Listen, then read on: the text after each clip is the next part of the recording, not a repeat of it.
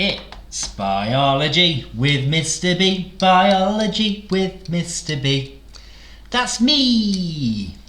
Right, hello, welcome all. Let's crack on with some GCSE revision of the cell structure topic. So, I've popped around the little box here the sort of things we might cover in this session, but I'm only going to spend 20 minutes making this video, so I'm not going to get through everything. I'm going to try and get through the key bits. So we've got the idea of cell organelles. What are all the different parts that make up the cell, and what do they do? How can we link that between different types of organisms, eukaryotes and prokaryotes? If we're studying cells, we need to appreciate and have an understanding of how we study cells, so different types of microscopes and when you might use electron versus light microscopes. And the idea of magnification as well, so we can link that into, practically, how could you actually work out the actual size of cells? Is there a formula to help us? And there's also a look at specialised cells in this topic, but I'm going to presume specialised cells is the bit that I won't get round to in 20 minutes. So let's start. Back in year 7, let's see if Mr. Bateson can draw a cell. Right, here goes. I'm happy, it's a good start. Let's add those a couple of sausage shapes in. And let's add a couple of blue dots. Right, I am happy with that animal cell. Well, it is an animal cell. I am happy that I've included 5 different cell organelles. So, let's run through. Big black dot, nucleus, controls the cell. This outer line here is the cell membrane. Animal cells do not have walls, it must be cell membrane. And that also controls what can enter and leave the cell. The jelly-like substance in the centre, the cytoplasm, where most chemical reactions take place. This red bit, sausage-shaped thing that I've drawn, this is supposed to represent a mitochondria, the site of aerobic respiration. And the blue little dots were supposed to represent ribosomes. The smallest of your cell organelles, they're only 20 nanometers wide, they are tiny. And they are the site of protein synthesis. So my animal cell is almost identical to my plant cell. But the plant cell has 3 additional parts. So this is a key difference between animal and plant cells. Plant cells have 3 extra bits. They have all 5, but 3 extras. Plant cells will all contain other sausage-shaped organelles. They'll be green in colour, called chloroplasts, where photosynthesis takes place. Plant cells won't just have a cell membrane, they'll have a cell wall. I'm going to shade my cell wall in.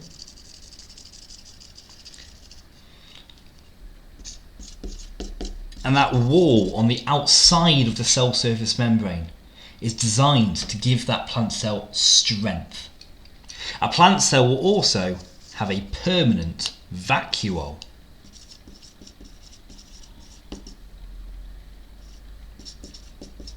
Where it will store cell sap. Now, in terms of your job as students in an exam, yes, you absolutely need to be able to label plant animal cells, and for all 8 of these organelles, you should be able to give that sentence of what their function is. However, the idea that they're just going to ask you a question of what does the mitochondria do, that isn't higher tier GCSE. And at best it'd be worth 1 mark. To get students thinking and to get students accessing grade 6 and above, they will make this applied. So don't expect questions such as what does the mitochondria do? Expect questions such as why does a sperm cell need lots of mitochondria? And then you can link the idea that mitochondria is the site of aerobic respiration. Link that to your paper 1 knowledge of respiration, that respiration releases energy.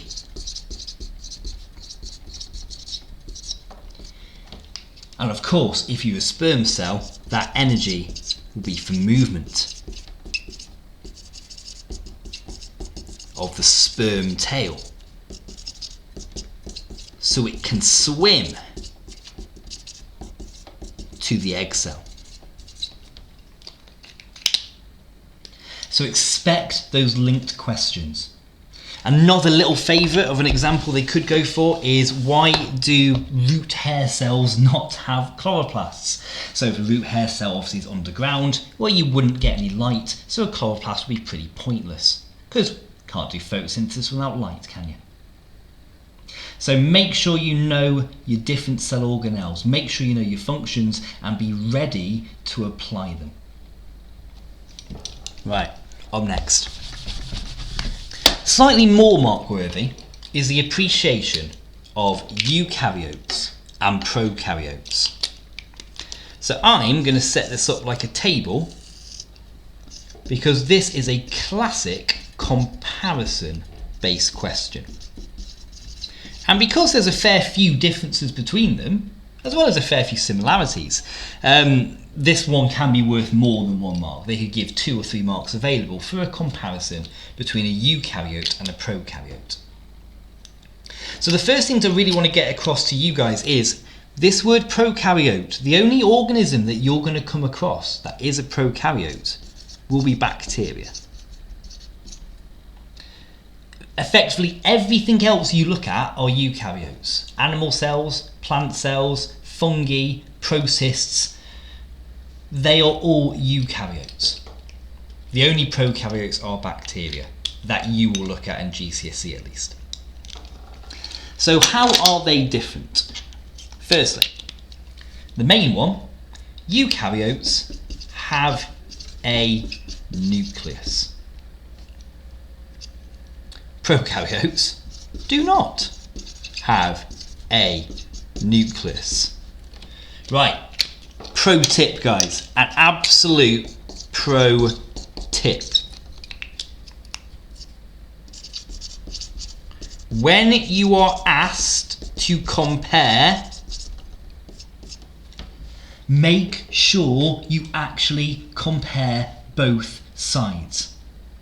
So if you state eukaryotes have a nucleus, that is not a comparison unless you say and prokaryotes do not. So you must give detail about both sides for a comparison point to be accepted. Let's go back into the differences. So eukaryotes have a nucleus, prokaryotes do not have a nucleus. What prokaryotes have, therefore, their genetic information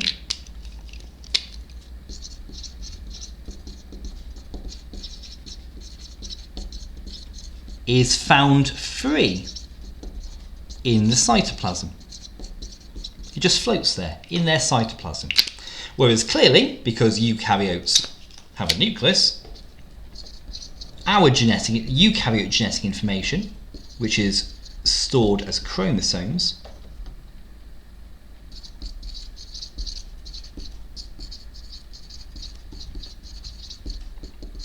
is clearly in the nucleus. So you might see these as the same point, but they're not. They are 2 different comparative points there, guys. Has a nucleus and one doesn't. One has genetic information in the cytoplasm and the other stores it as chromosomes in the nucleus. That's 2 separate points. Right, what else can we say? Eukaryotes, guys, larger. Prokaryotes, smaller. Eukaryotes.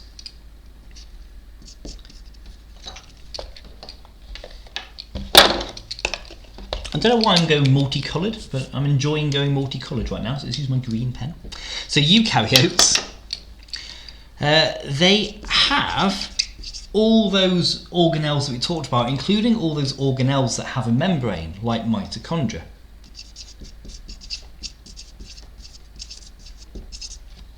Whereas prokaryotes do not have mitochondria, do not have chloroplasts.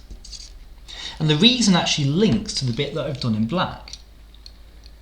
Mitochondria are almost the same size as the majority of bacteria. So because they are so small, they simply can't fit the mitochondria. So instead, all their enzymes to do aerobic respiration are actually just in their cell membrane, rather than inside mitochondria like they are in eukaryotes. So these are my 4 crystal clear comparative points between eukaryotes, animals, plants, fungi and protists, compared to prokaryotes, the bacteria. There's one more maybe I might want to make an argument for, and that is prokaryotes. Sometimes, and this will link to paper 2, genetic engineering knowledge, some prokaryotes have circular rings of DNA called plasmids. And you'll never get them in a eukaryote. It's just a circular ring of DNA. So rather than DNA being floating freely, sometimes it's as a circle. And that is a plasmid. And only prokaryotes can have them. Cool. Let's keep going. Okay, so the next thing I want to have a look at is the idea of cells. They're a bit teeny tiny, and therefore to view them practically, we start to introduce microscopes and the idea of calculating magnification. The use of microscopes is actually a required practical.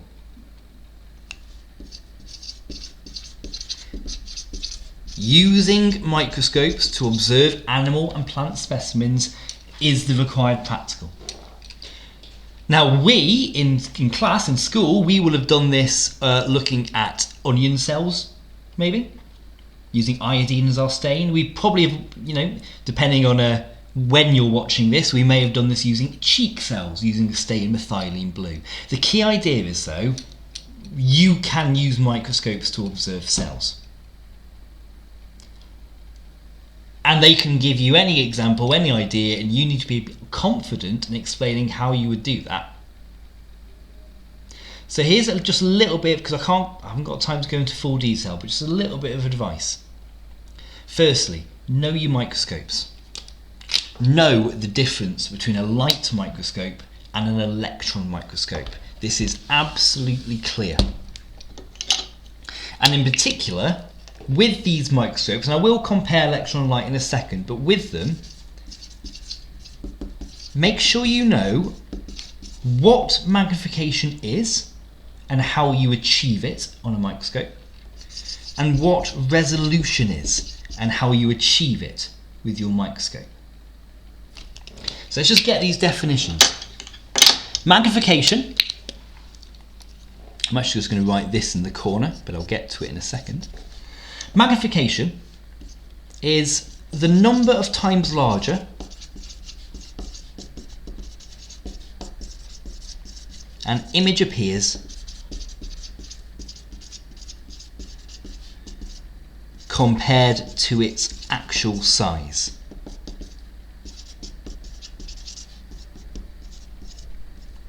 Resolution is the clarity of an image.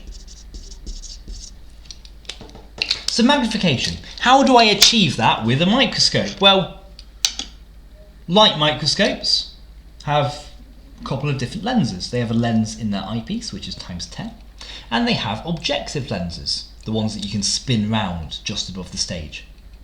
And obviously, by combining the eyepiece lens with an objective lens, that will give me a different magnification. Resolution, that's when you want to start talking about your knobs, guys. So on the side of a light microscope, there are focusing knobs. And by turning the focusing knobs, it changes the focus, it changes the clarity of the image, it changes the resolution. I'm just going to demonstrate that using my webcam. If I use my focusing knob, I can lower the clarity. I've just lowered the resolution of the image. And by turning it back, I can increase the clarity of that image. That's resolution. Okay, light versus electron microscopes then. Both are incredibly useful, but depending on what you want to view determines which one you want to choose. So let's start if you're in school. If you're in school, you're going to want to use a light microscope because they are a lot cheaper than electron microscopes. So a light microscope, I can pick up a cheap version of that for £50–60. Electron microscope, I will need hundreds of thousands, if not millions. They're also really good in a school because they're easy to use. Whereas electron microscope requires quite significant training. Now you might think that maybe you've had to be trained in year 7. Nicest possible way, guys. Most year 7s can pick up a microscope and just use it with minimal instructions. And I'm sure you guys can as well. Right, here's why else I really like light microscopes.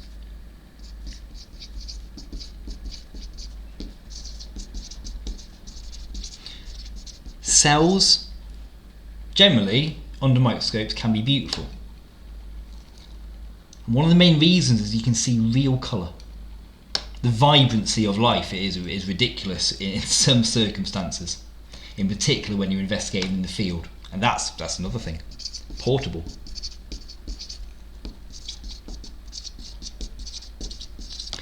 Because light microscopes can be bought with battery power, they can be transported. You can take them to where you are sampling. I think, how good would that be? Like, rather than you having to potentially damage any sample you collect, taking it back to your lab, just take the microscope with you. Do the experiment there and then.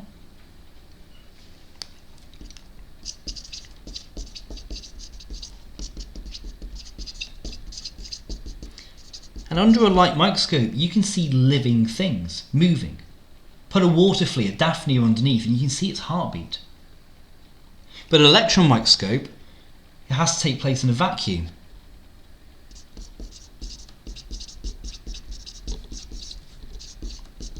So the specimens cannot be alive.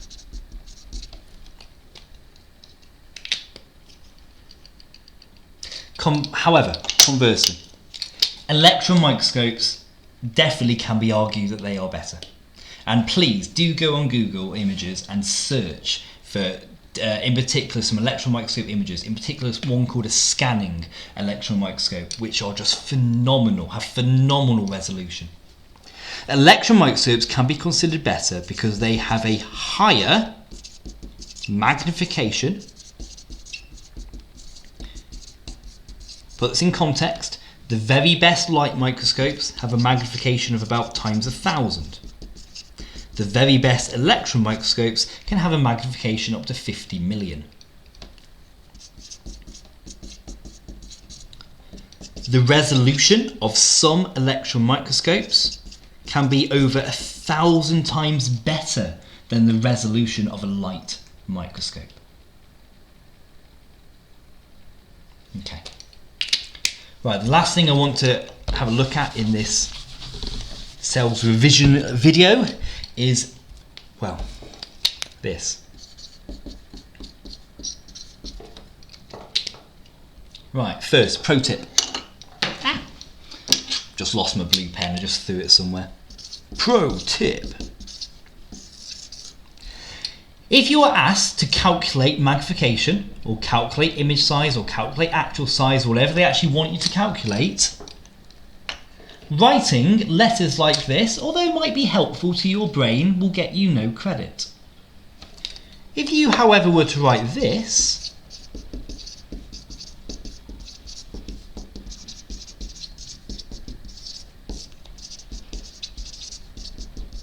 even if your answer is wrong, you may get 1 mark. even if the answer is wrong, simply by writing out in full rather than letters, you might get credit. Because if you write this, although you might know what it means, an examiner does not know for sure that you appreciate that A means the actual size of the image, and I means the size of the image that you can see. So let's put it in context now. So let's say I have a cell, and let's say tells you in the question that the actual size of that cell is 20 micrometers. So if they said, what is the magnification of the image?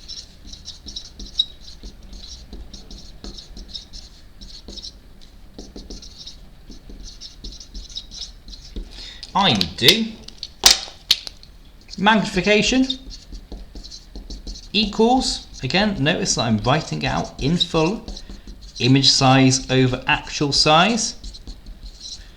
Nice way to remember that, guys, is use a formula triangle. I am the magnification man or woman or person. See, magnification, image over actual. If I ask you to work at actual size, it'll be image divided by magnification. So in this case, I would need to get a ruler and place my ruler from there to there on my scale bar. So I haven't actually got a ruler with me, that's not very good foresight, but let's just pretend I've put a ruler from there to there, and let's say it is 40 millimeters. That seems an appropriate number. 40 millimeters, 4 centimeters. I'm very deliberately using millimeters, I am not using centimeters. Centimeters are the devil. So my image size of 40 millimeters, notice that I'm writing the unit in my equation, divided by the actual size of 20 micrometers.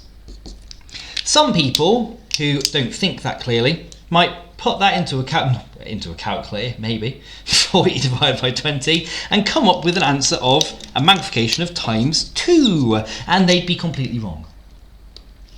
You cannot divide millimeters by micrometers. They have to be the same unit before you divide them. There's a very real reason I just use millimeters, not centimeters. And it's because of this. Oh, I've gone. Do excuse me. Let me start that again. Bit of more than I could chew then.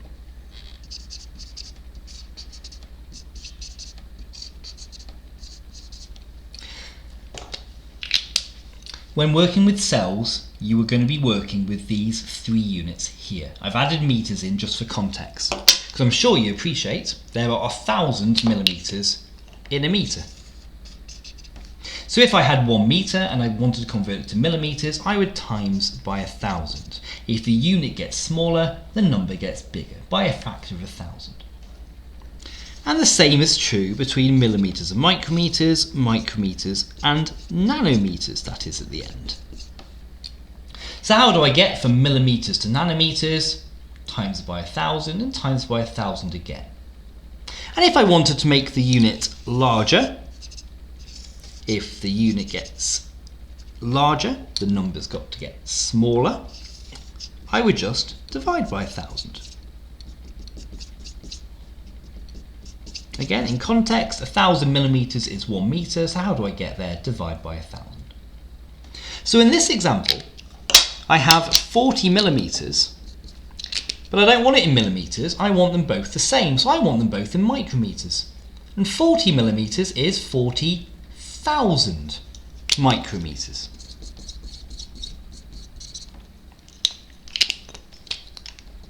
Still divided by 20 micrometers on the bottom.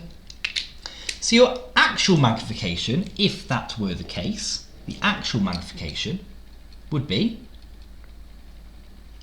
let me work this out, 4,000, yeah, 4,000, no, 2,000.